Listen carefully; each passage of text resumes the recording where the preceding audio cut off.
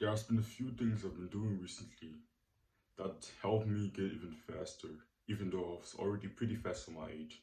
Like even before training, I could run like 100 meters, almost sub 13 seconds. And I've been running even fast, so I think I can easily run 100 meter now under 13 seconds. And then there are a few things that I did recently that have made it even faster in just a few weeks. And it's basically just training my speed directly because I used to think, oh yeah, I'm going to do some strength training, I'm going to do some plyometrics, but I'm never going to do direct sprinting because I didn't really want to go to the track. It's pretty far away. It was pretty annoying. But then I just said, fuck it. It's not even that far away. It's just 10 minutes from my gym.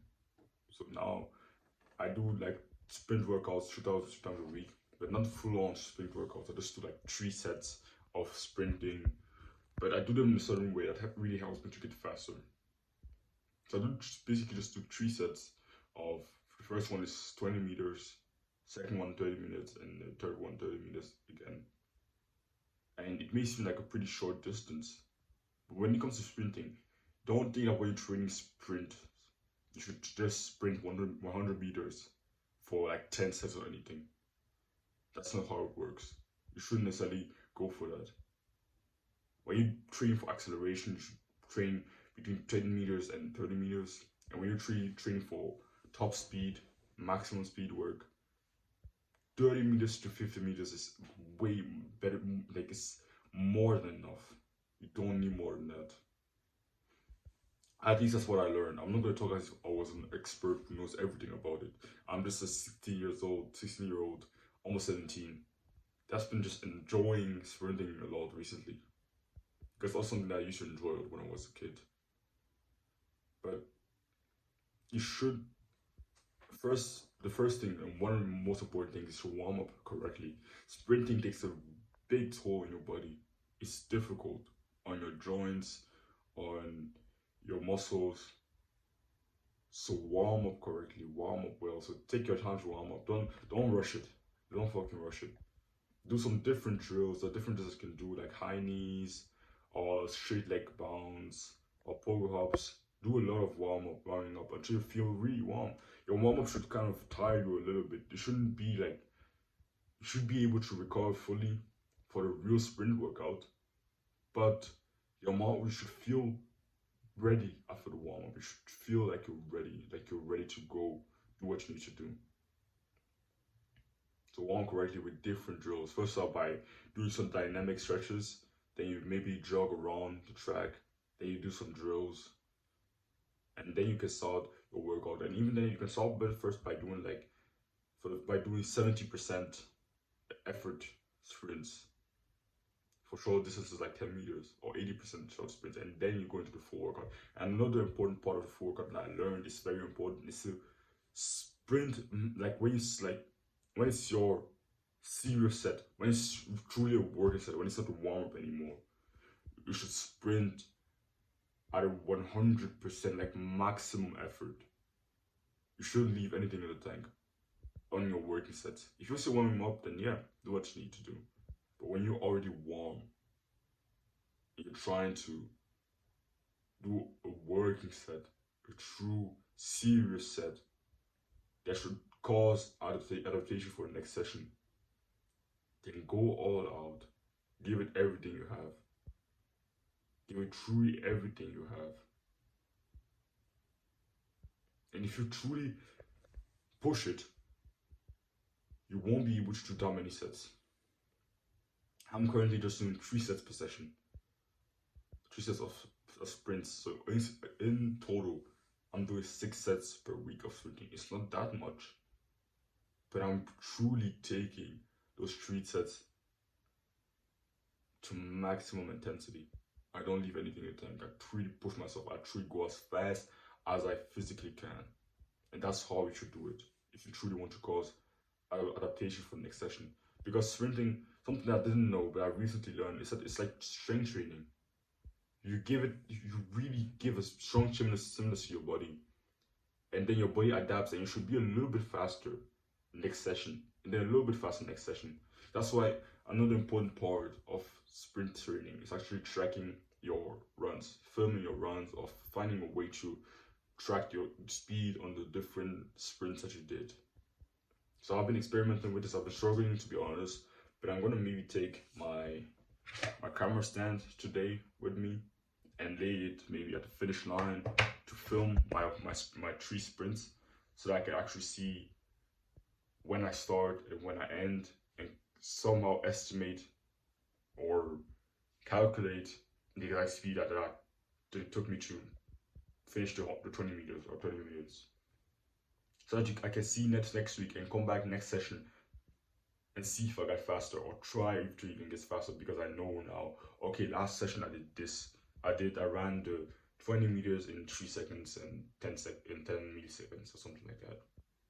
So this new session, I'm gonna try to run 0.5 milliseconds faster or something like that.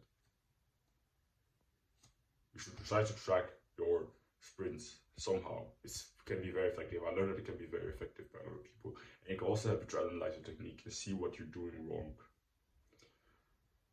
Another thing is that you should take long rest breaks. Because you're sprinting max effort on every sprint, take long rest breaks. And it's a simple rule that I learned from a very good YouTuber called I forgot his name. I forgot his name.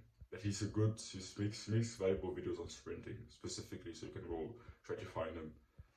He gave a simple rule that I really liked. He said, for every 10 meters that you sprint, you should rest for 2 minutes. So if you're sprinting 10 minutes, you should rest at least 2 minutes. If you're sprinting 20 minutes, you should rest at least 4 minutes. If you're sprinting 30 meters, you should rest at least 6 minutes. So for every 10 meters that you end up sprinting, you should rest at least 2 minutes. And if you find that you need even more rest, then do that. Because you may think that you're fresh after 30 seconds. Sometimes you feel, even I feel kind of fresh after just resting for 1.5 minutes. But your body's not really ready to actually go all out again, because you need, something that I learned recently, that when it comes to sprint workouts, you need to end before your speed you start to slow down. End your workout before you need to try to maintain a similar speed on every sprint. Even if it's possible, even get faster. Even if it's possible, you should end on your fastest sprint. That's what I learned. If you truly want to go adaptation, you shouldn't just rush into each sprint and rest for small amount of times just because you feel ready, because you're not really ready for most of the time. So I really like that rule of just every 10 minutes of sprint will require 2 minutes of rest. And it may seem long, but yeah, if you truly want it, if you truly want to get faster, it's really important that you take it seriously. So take long rests between your sprints. Take it seriously. I think that rule of the 2 minutes per 10 meters is really, really good. But take a long rest. And the last thing I want to quickly talk about, I'm not going to go into details about this, but this acceleration work versus speed work. So right now I'm not really taking sprinting that seriously, that I have different sessions that are optimized more for acceleration and some sessions optimized for speed work. I'm more doing sprints on the side on my plyometrics days, but what I learned, at least for acceleration, is that if you want to train for your acceleration, you should do shorter distances like 10 meters, 20 meters, 30 meters. And if you want to train your speed work, you should do a distance that helps you at least reach your top speed. So longer distances, like you might reach your top speed after, if you're not actually a top tier sprinter, after 30 minutes or 30 meters or 40 meters or 50 meters maximum. And if you reach the top speed after 50 meters, that's actually impressive. But professional sprinters would maybe reach the top speed, 50 meters, 60 meters. But most of us that are pretty good at sprinting would be not at the professional level at all. It will probably take us 30 meters to actually reach a top speed. So your sprints then, if you think that you reach a top speed at around 30 meters, your sprints should be, for speed work, should be at least 30 meters.